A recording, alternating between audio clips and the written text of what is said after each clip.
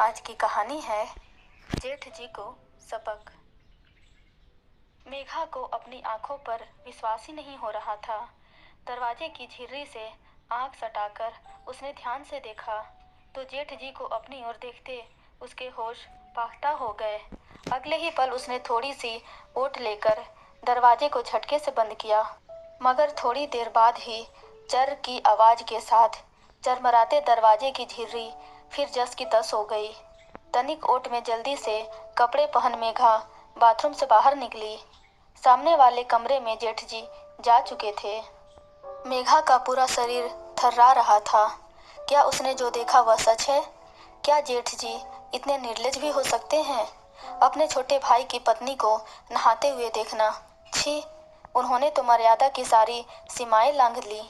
मेघा सोचती जा रही थी, कितनी बार उसने मोहन से इस दरवाजे को ठीक करवाने के लिए कहा था, लेकिन हर बार बात आई गई हो गई थी। एक तो पुराना दरवाजा, उस पर टूटी हुई कुंडी बार बार कसकर लगाने के बाद भी अपने आप खुल जाया करती थी। उसने कभी सोचा भी नहीं था कि उस झिर्री से उसे कोई इस तरह देखने का यत्न कर सकता है। पहले भी जेठ जी की कुछ हरकतें उसे नागवार लगती थीं, जैसे पैर छूने पर आशीर्वाद देने के बहाने अजीब तरह से उसकी पीठ पर हाथ फिराना, बेशर्मों की तरह कई बार उसके सामने पैंट पहनते हुए उसकी जीप लगाना, 1.5 साल के नन्हे भतीजे को उसकी गोद से लेते समय उसके हाथों को जबरन छूना और उसे अजीब सी निगाहों से देखना आदि। नई नई शादी की सकुचाइट में वह मोहन को भी कुछ नहीं बता पाती। कई बार उसे खुद पर संशय होता कि क्या उसका शक सही है या फिर यह सब सिर्फ वहम है। जल्दबाजी में कोई निर्णय कर वह किसी गलत नतीजे पर नहीं पहुंचना चाहती थी, क्योंकि यह एक बहुत ही करीबी रिश्ते पर प्रश्न चिन्ह खड़ा करने जैसा था। लेकिन आज की घटना ने उसे फिर से सोचने पर विवश कर दिया था। घर के आंगन से सटा एक कोने में बना यह कमरा यूं तो अनाज की कोठी, भारी संदूक और पुराने कूलर आदि रखने के काम आता था, परंतु रेलवे में पदस्थ सरकारी कर्मचारी उसके जेठ अपनी नाइट ड्यूटी के बाद शांति से सोने के लिए अक्सर उक्त कमरे का इस्तेमाल किया करते थे। हालांकि घर में 4-5 कमरे और थे, लेकिन जेठ जी इसी कमरे में पड़े एक पुराने दीवान पर बिस्तर लगाकर जब तब सो जाया करते थे। इस कमरे से आंगन में बने बाथरूम का दरवाजा स्पष्ट दिखाई देता था। आज सुबह भी ड्यूटी से आए जेठ जी इसी कमरे में सो गए थे। उनकी बदनीयती से अनभिज्ञ मेघा सुबह के सभी कामों को निपटाकर बाथरूम में नहाने चली आई थी। मेघा के मन में भारी उथल पुथल मची थी। क्या इस बात की जानकारी उसे पति को देना चाहिए या अपनी जेठानी राधा से इस बाबत चर्चा कर देखना चाहिए? लेकिन अगर किसी ने उसकी बात पर विश्वास नहीं किया तो? मोहन तो अपने बड़े भाई को आदर्श मानता है, और भाभी, वे कितनी भली महिला हैं। अगर उन्होंने उसकी बात पर विश्वास भी कर लिया तो बेचारी यह जानकर कितनी दुखी हो जाएंगी। दोनों बच्चे तो अभी कितने छोटे हैं। नहीं नहीं, यह बात वह घर में किसी को नहीं बता सकती। अच्छा भला घर का माहौल खराब हो जाएगा। वैसे भी साल 6 महीने में मोहन की नौकरी पक्की होते ही वह यहाँ से दिल्ली उसके पास चली जाएगी।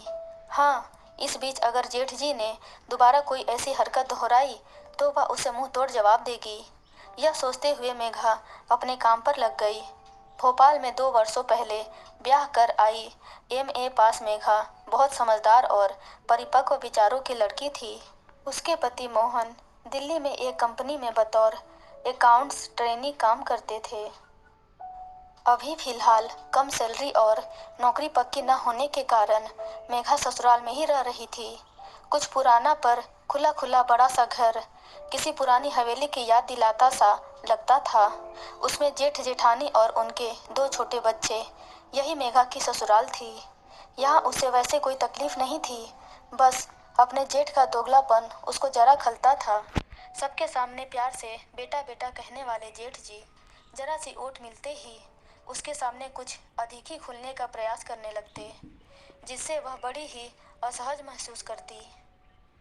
स्त्री सुलभ गुण होने के नाते अपनी देह पर पड़ती जेठ जी की नज़रों में छिपी कामुकता को उसकी अंतर्दृष्टि जल्द ही भांप गई थी। एहतियातन जेठ जी से सदा ही वह एक आवश्यक दूरी बनाए रखती थी। होली आने को थी। राधा और बच्चों के साथ मस्ती और खुशियां बिखेरती मेघा जेठ जी के सामने आते ही एकदम सावधान हो जाती। उसे होली पर मोहन के घर आने का बेसब्री से इंतजार था। पिछले साल होली के वक्त वह बरेली अपने मायके में थी, सो मोहन के साथ उसकी यह पहली होली थी। होली के 2 दिनों पहले पति के आ जाने से मेघा की खुशी दोगुनी हो गई। पति को रंगने के लिए उसने बच्चों के साथ मिलकर बड़े जतन से एक योजना बनाई, जिसकी भनक भी मोहन को नहीं पड़ने पाई। होली वाले दिन मोहल्ले में सुबह से ही बच्चों की धमा चौकड़ी शुरू हो गई थी। मेघा भी सुबह जल्दी उठकर भाभी के साथ घर के कामों में हाथ बटाने लगी। जल्दी जल्दी हाथ चला नेहा, 10-11 बजे से महल्ले की औरतें धावा बोल देंगी। कम से कम खाना बन जाएगा तो खाने पीने की चिंता नहीं रहेगी। जेठानी की बात सुन मेघा दोगुनी फुर्ती से काम में लग गई। थोड़ी ही देर में पूड़ी कचौड़ी, दही वाले आलू, मीठी सेवइयाँ और अरबी की सूखी सब्जी बनाकर दोनों देवरानी जेठानी फारिग हो गई। भाभी, मैं जरा इनको देखकर आती हूँ, उठे या नहीं?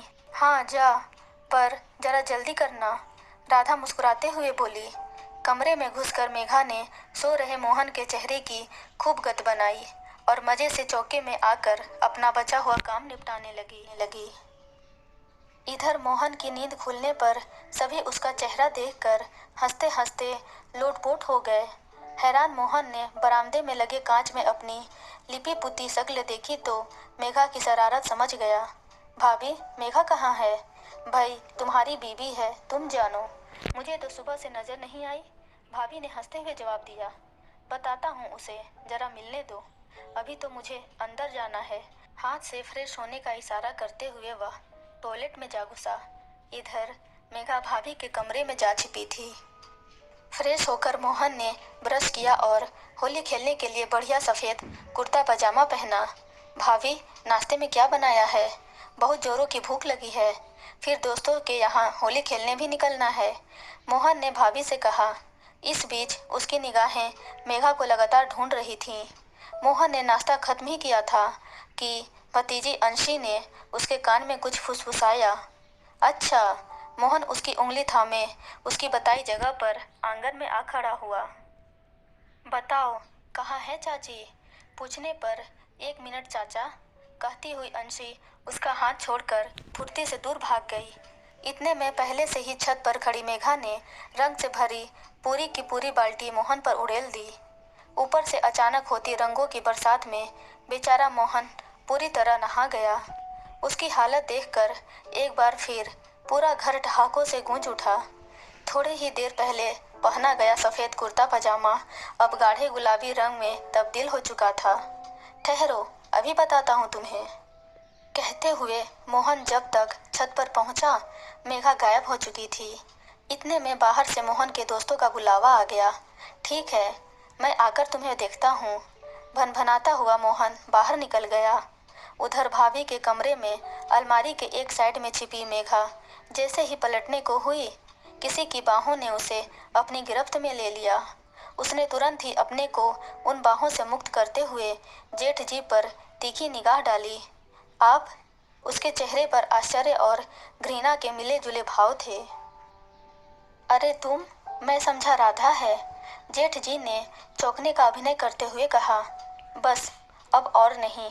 मन में यह विचार आते ही मेघा ने भरपूर ताकत से जेठ जी के गाल पर तड़ाक से एक तमाचा जड़ दिया।